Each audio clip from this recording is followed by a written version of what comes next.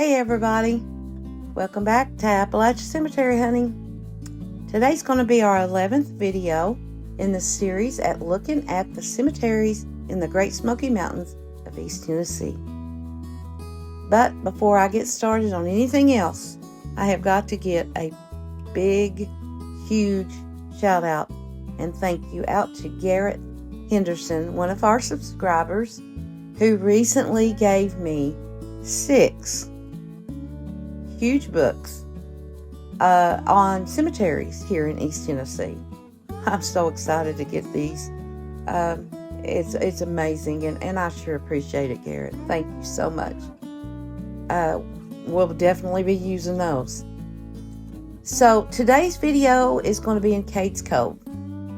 It's the Methodist Church Cemetery, and if you've never been to Cade's Cove, you've got to put that on your list to go to.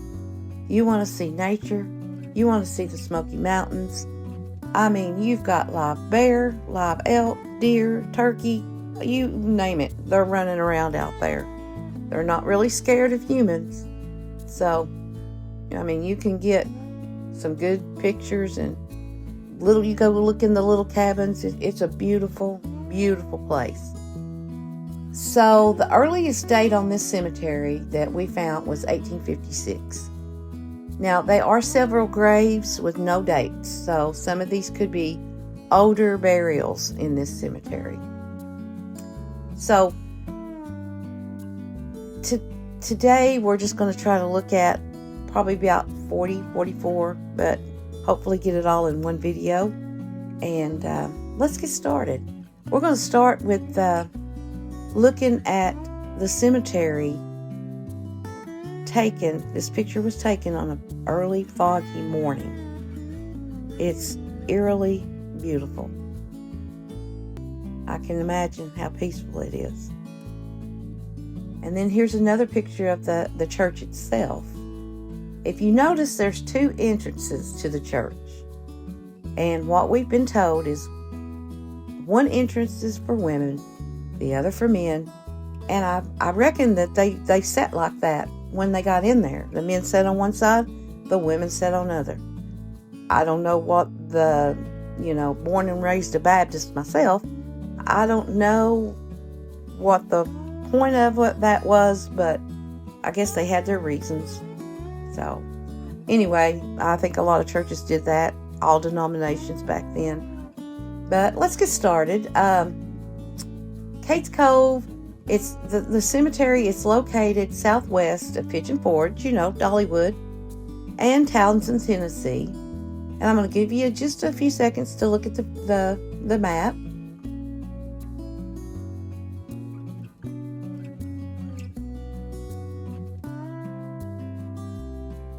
Now, there are 130 people buried here, but we're only going to take a look, like I said, around 44 of those. So here we go.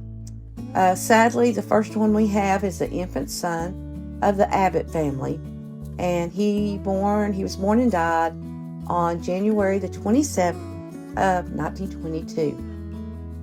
We have Peter Earl Abbott, 1893 to 1925.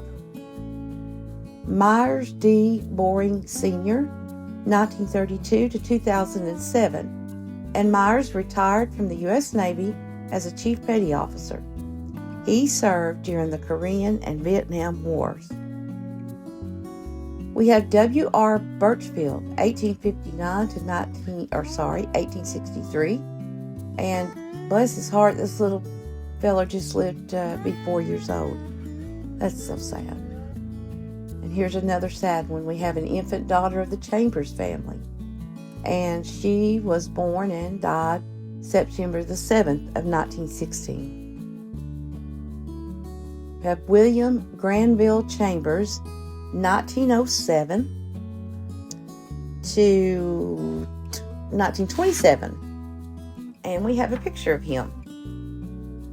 Now, I'm fixing to read an article from the Knoxville News Sentinel about this young man. It was dated December the 2nd of 1927. It says, "Man is slain at Cade's Cove." Granville Chambers shot and killed by Floyd Abbott. Now this is Maryville, Tennessee. December the 2nd, Granville Chambers was shot and killed by Floyd Abbott late yesterday afternoon near the west end of Cade's Cove. The two men met in the road. Chambers was in an automobile and they began to quarrel. And soon after, the shooting followed. Abbott is the son of Ira Abbott Chambers and was the son of John Chambers. Abbott, after the shooting, went to his home and sent for Deputy Sheriff Jesse Brown. The deputy brought Abbott to Maryville. Preliminary hearing was set for Monday at 10 a.m. before Squire H.C. Jett. Sheriff J.C. McCampbell has gone to investigate the shooting. The only eyewitness found is a young man by the name of Sparks, who was in the automobile with Chambers. That's pretty sad. That was a young man. I guess some things get the better of us. Let's move on. We got Austin Altamore, also known as Alt Craig, 1892 to 1936. William Anderson Fizzell, known as Billy, 1836 to 1912, and his wife, Modena P. McKeltry Fizzell, 1841 to 1915. I've never heard the last name Fizzle before. That's a new one for me. Wonder where it derives from. We have a Sarah J. Fizzle, 1825 to 1856. Elizabeth Caroline Jarrett Garland Wilson, 1838 to 1906. And we have a picture of her. We have Josiah Jonathan Gregory, known as J.J. Banty, 1870 to 1933. We have a picture of him when he was around 18 years old. Then we have L. Gregory. We don't have any dates for this person, but if you can see, his fieldstone was hand-carved. We have Luke Lawson, 1896 to 1918, and this is a photo of his military headstone and a picture of his footstone. And this is the same footstone, but it's covered with coins. And any of you veterans out there know that each coin represents a different thing when you lay a coin on a veteran's headstone. So it could be like you served with them, you went to boot camp with them, you fought, there's different reasons. Each coin represented that. And that's pretty cool. I like that. And here's a picture of Luke on the right, and with him is Carson Tipton. Luke served as a corporal in the 117th Infantry of the 30th Division in U.S. Army during World War I. And unfortunately, Luke was killed in action in northern France. That's very sad. Now we have Joseph Smith LeQuire, 1861 to 1893. We have a picture of him and his family. We have a Joseph William LeQuire Jr., 1830 to 1906. And according to a post that we found on Find a Grave, he was a veteran of the Confederate Army. Now here's a picture of him and his wife, Martha Laura Womack LeQuire, 1835 to 1907. And here's a picture of her headstone. Now we have Marianne Polly Myers LeQuire, 1862 to 1925.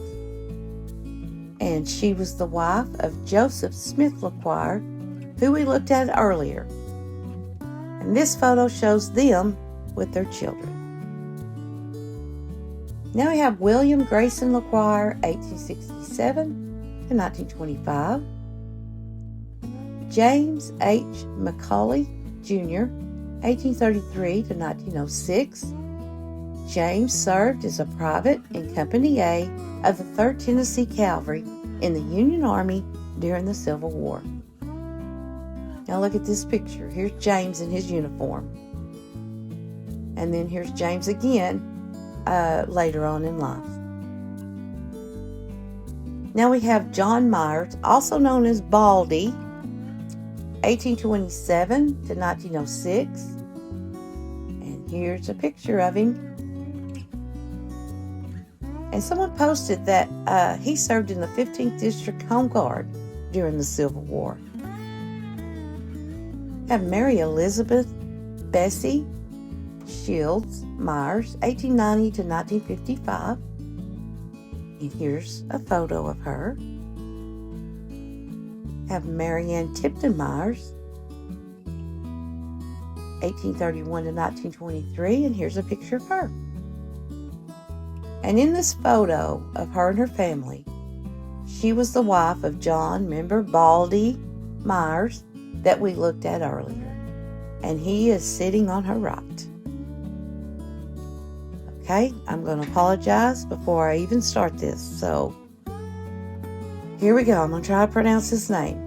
Theodore Fredling Hunson Pearson, 1844 to 1864. Theodore was shot to death at home in Cave's Cove during the Civil War. That's sad. You can see that his headstone was hand carved. It's pitiful.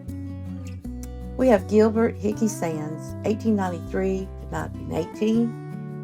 And look here, we got a picture of him in his photo. In this photo of his uniform. He fought in World War I. And the sad thing is that he did make it home, but he died 1 month after the end of the war. Now we have Dr. Andrew Jackson Shields, known as Jack, 1892 to 1964. Here's a photo of him, but we think that he was actually buried in North Carolina. So this is possibly just a memorial site for him. We have another Dr. Randolph Shields, also known as Randy, 1913 to 1996, and his wife, Arda Grace Holt Shields, 1912 to 1988. Now, during the Second World War, Shields volunteered for service in the Navy Medical Corps.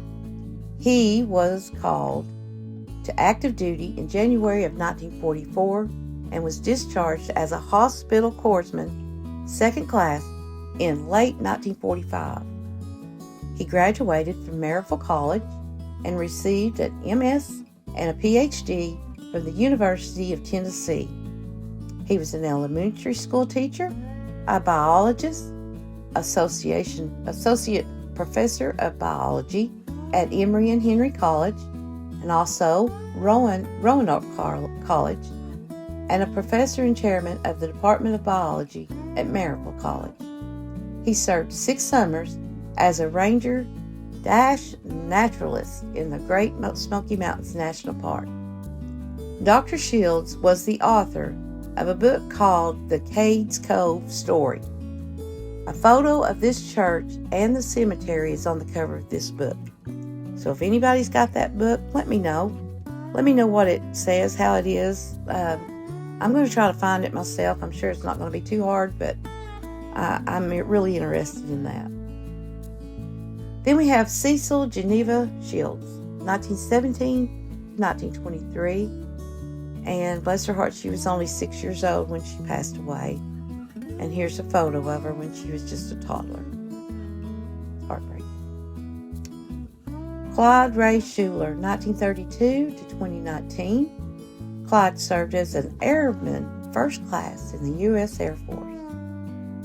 Dan Schuler, 1984 to 2004. And here's his picture. Joanne Schuler, 1946 to 2024. And there's no picture of her grave, so we're guessing this photo was taken in the 1960s. Now, Joanne was the owner of the Townsend Art and Frame Gallery, Gold's Gym in Sevierville, Tennessee, and also Chefs to Cafe in Farragut. One of her favorite all-American heroes was the man who broke the sound barrier, Chuck Yeager. And I really appreciate those people putting these little tidbits of information about their family members on sources, Find a Grave, and other places. I just love it. Now we have Amanda L. Sparks. We don't have a birth date for her, but she passed away in 1861. And here's her original headstone. And this is her newer grave marker. David Washington Sparks, 1863 to 1940. And here's a picture of him and his wife, Mary L. Cameron Sparks, with their children. And here's another picture of him in 1936. And one more picture of him with his dog taken in Cade's Cove. I love it. Next we have his wife, Mary L. Cameron Sparks, 1869 to 1936. John Thomas Sparks, known as Tom, 1859 to 1926. Martha Jane Sparks, we don't have a birth date, but she passed away in 1867. Susan Catherine Tipton Sparks, known as Cade, 1862 to 1923. William Robert Sparks, 1861 to 1889. Flora Elsie Shields Tipton, 1894 to 1971. And look at this picture of her here. It was probably taken around 1918, I think. Jonathan G. Tipton, 1862 to 1898. Margaret L. Handley Tipton, 1836 to 1894, and her husband, Martin William Tipton, 1829 to 1914. And here's an old picture of him. We have Margaret Tuckalucci Birchfield Tipton. Hope I said that right. 1864 to 1913. Look at this picture. This is her as a young girl. And here's a photo of her as an adult. Cool. And Mary C. Tipton, 1927 to 1928. And unfortunately, she was just a year old when she died. But we do have a picture of her being held by her sisters alongside her siblings gathered around. That's precious. We have Murphy Charles Tipton, 1927 to 1975. And Murphy served in the U.S. Army, World War II, and the Korean War. We have George Grover Wilson, 1880 to 1914. And the very last person that we're going to be looking at in this cemetery that'll finish it up is Jasper Alexander Wilson, known as James, 1844 to 1921. Now, we want to thank you all for sticking with us, for watching. I'm glad that there's not a part 2 to this one, or 3 or 4, but I hope you found some ancestors or some names that could be possible leads. We want to thank you once again for bearing with us, and hope you find some history in the Smoky Mountains. And if you haven't visited Cade's Cove, be sure to get out there. It's absolutely one of God's beauties. I'm telling you, it's something. So invite your friends. Hit the like and subscribe buttons if you don't care. I'd appreciate it. And we're going to see you next week with a new cemetery. We thank you for watching. Bye-bye.